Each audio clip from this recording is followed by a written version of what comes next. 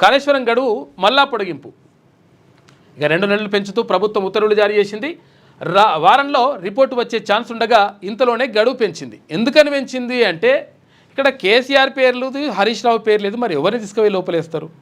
109 మంది ఇంజనీర్లని ఎవరితో వాళ్ళతో మాట్లాడి ఎంక్వైరీ చేసి అంతా చేసిన తర్వాత అసలు ఏంది మరి ఎవడు దీనికి బాధ్యత వహించాలని చెప్పేసి అనుకున్నప్పుడు ఇట్లా మొత్తం కూడా ఆరోపణలు వస్తున్నాయని తెలిసినప్పుడు అప్పుడు మళ్ళీ 2 నెలలు మళ్ళీ పెంచిరట లెక్క. ఇప్పటికే 109 మంది ఆఫీసర్లు వ్యక్తుల స్టేట్మెంట్ రికార్డ్ చేసిరు. ఇంకా ఎవరిని విచారిస్తారన్న దానిపై ఊహాగానాలు ఉన్నాయంట. కాళేశ్వరం జ్యుడిషియల్ కమిషన్ గడువును రాష్ట్ర ప్రభుత్వం మరో 2 నెలలు పొడిగించింది. ఈ నెల 31తో కమిషన్ గడువు ముగుస్తుండగా జూలై 31 వరకు పొడిగిస్తూ సోమవారం ఇరిగేషన్ శాఖ ముఖ్య కార్యదర్శి రాహుల్ బొజ్జా ఉత్తర్వులు జారీ చేశారు.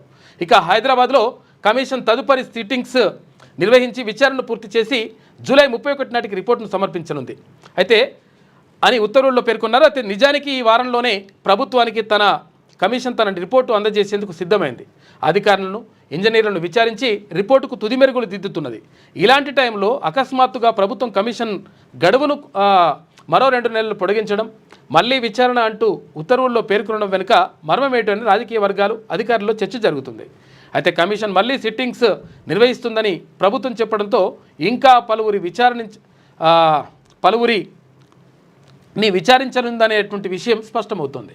అయితే ఎవరిని విచారిస్తారనేది హాట్ టాపిక్గా మారింది. ఎవరిని విచారిస్తారు? ఇక కాకని విచారించాలి, తర్వాత అక్కడ హరీష్ రావుని విచారించాలి అంటున్నారు. 7వసారి కాళేశ్వరం ప్రాజెక్టులో అత్యంత కీలకంగా చెప్పే మేడిగడ్డ బ్యారేజీ 2023 అక్టోబర్ 21న కుంగిపోయింది. అయితే బ్యారేజీలోని 7వ బ్లాక్ మీటర్న్నర మేర భూమి లోపలికి కూరుకుపోయింది.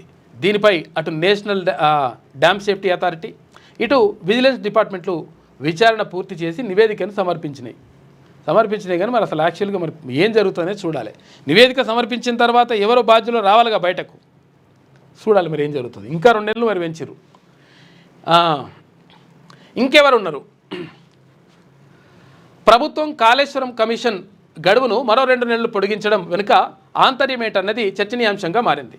ఇంకెవరిని విచారణకు పిలుస్తారన్న దానిపై ఊహాగానాలు నడుస్తున్నాయి. అప్పట్లో అధికారులు విచారించిన తర్వాత కాళేశ్వరం ప్రాజెక్టుపై ప్రభుత్వ విధాన నిర్ణయాలకు సంబంధించి నాటి సీఎం కేసీఆర్, నాటి ఇరిగేషన్ మంత్రి హరీష్ రావు, నాటి ఆర్థిక మంత్రి ఈటెల రాజేందర్ను విచారణకు పిలుస్తారన్న వార్తలు వచ్చాయి. కానీ కమిషన్ మాత్రం వారిని పిలవలేదు. వారి వాంగ్మూలాలు లేకుండానే రిపోర్టు తయారు చేసి ప్రభుత్వానికి సమర్పించేందుకు రెడీ అయింది. అయితే రిపోర్టు సమర్పించడానికి ముందు కమిషన్ ఇటు లీగల్ ఒపీనియన్ తీసుకున్నట్లు తెలిసింది.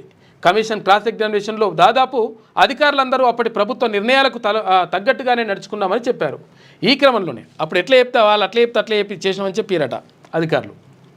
ఈ క్రమంలో కేవలం అధికారుల స్టేట్మెంట్ల ఆధారంగానే రిపోర్టును సమర్పిస్తే లీగల్ సమస్యలు వచ్చే అవకాశం ఉందని, విధానపరమైన నిర్ణయాలు తీసుకున్నోళ్ళ స్టేట్మెంట్లు రికార్డు చేయాలని కమిషన్ అభిప్రాయానికి వచ్చినట్లు సమాచారం.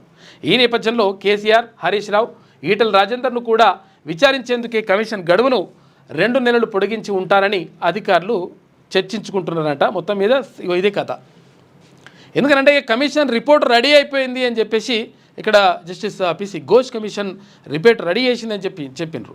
మరి చెప్పిన తర్వాత బాగానే ఉంది, రిపోర్ట్ రెడీ చేసిండ్రు, చాలామంది 109 మందిని విచారించిండ్రు. మరి విచారించిన తర్వాత ఎవరిని లోపలేయాలి, ఎవరిని దీనికి బాధ్యులుగా వేయాలి?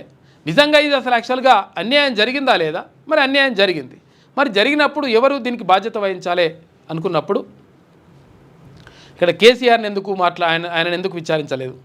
అప్పుడు ముఖ్యమంత్రిగా ఉన్నాడు కదా, ప్రభుత్వ ఆదేశాల మేర, ప్రభుత్వ పెద్దల సుప్రీం ఆదేశాల మేరకే చేసినామని చెప్పేసి అన్నారు కదా, మరి ఆయన ఎందుకు పిలవలేదు, ఆయనతో ఎందుకు మాట్లాడలేదని చెప్పేసి అడిగాము.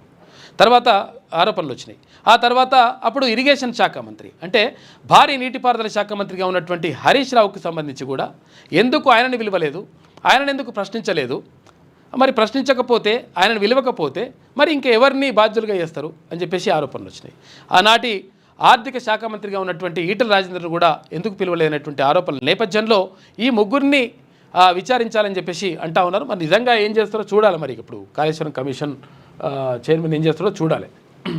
మీ పిల్లలు ఐఐటి ఎంసెట్ లాంటి కాంపిటేటివ్ ఎగ్జామ్స్కి ప్రిపేర్ అవుతున్నారా? జాబ్స్ కోసం చేసే ప్రయత్నంలో విఫలమవుతున్నారా?